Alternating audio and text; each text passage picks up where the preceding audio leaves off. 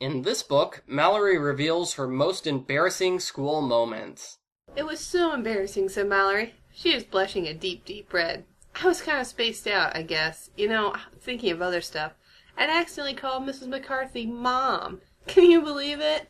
She called her teacher Mom? I have no idea how she's going to survive middle school without being reminded of this every single day. Argo Funk Book Review. Argo Funk Book Review. This book was written by Ellen Miles. Dawn is babysitting for the Hobarts when Mel the bully shows up and starts making fun of James. Dawn orders Mel to stop and she tells the parents about Mel's bullying. Mel is probably going to get in trouble over this, but who cares? Mallory had a date with Ben. Mallory insists it was a library date, not a date, but I'm pretty sure that going to the library is number 3 on Mallory's list of dream dates, right after getting rid of her glasses and visiting a horse farm.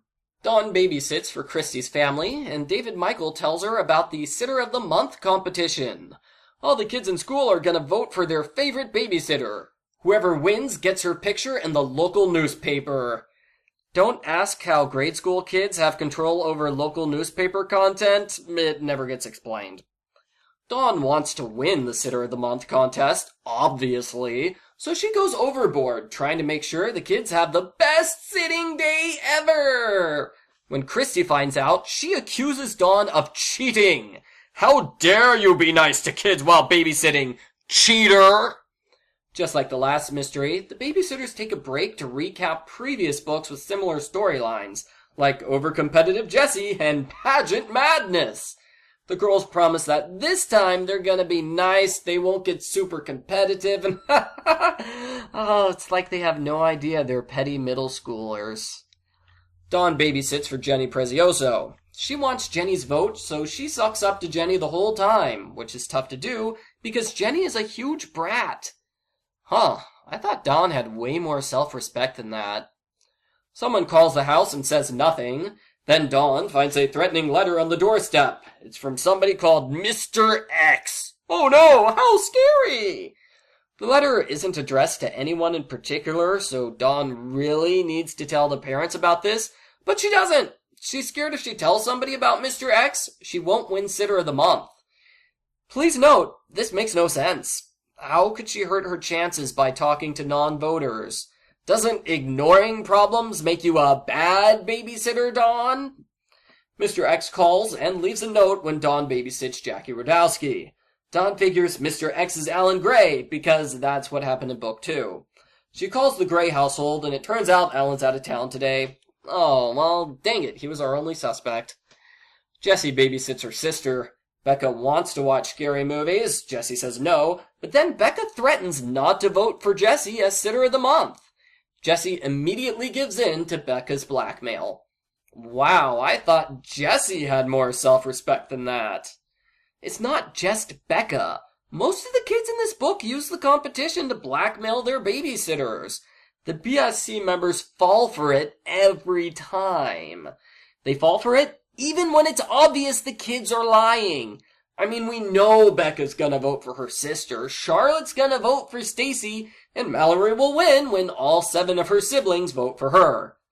I mean, unless there are several dozen kids that we don't know about, the Pike voting block is impossible to overcome. Mr. X scares Jessie with dead flowers and a threat, but just like Dawn, Jessie doesn't tell anybody about it. Same thing happens when Marianne and Mallory babysit the Pikes.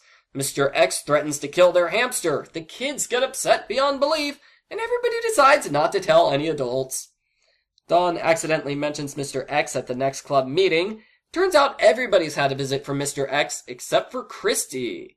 What if that means Christy is the culprit?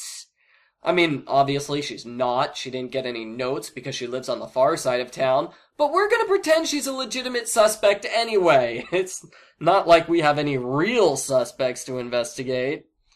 Christy has a spooky chapter where the power goes out, the baby screams, and a stranger comes to the front door. Mr. X calls Claudia and leaves baked beans all over the doorstep. Gross. And now we're on chapter 13! So it's time to wrap up the storyline. Dawn babysits Jamie. He accidentally lets it slip that Mel the bully told him to keep Dawn inside the house. Not long after, Mr. X leaves a broken doll on the doorstep. Could Mel be Mr. X?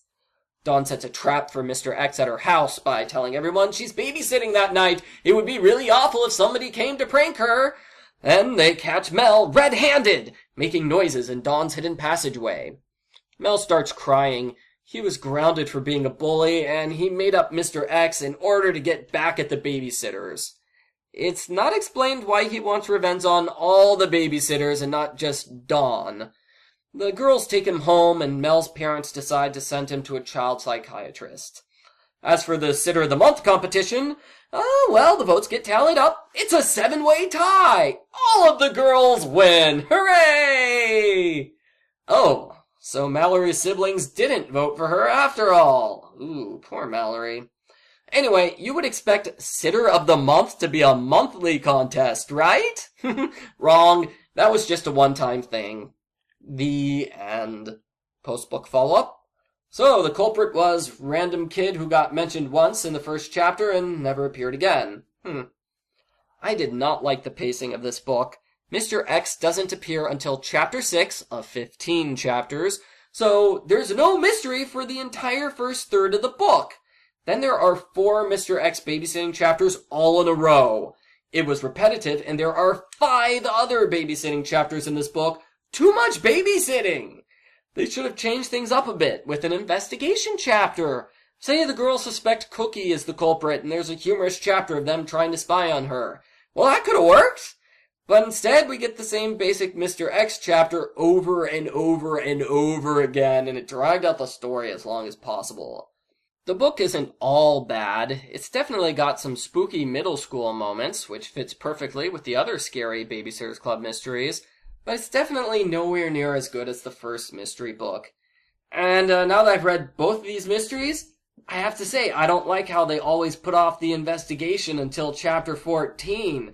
It's like the mystery series is ignoring the mystery. I hope that trend won't continue. I give Babysitters Club mystery number 2, Beware, Dawn, a 2 out of 10.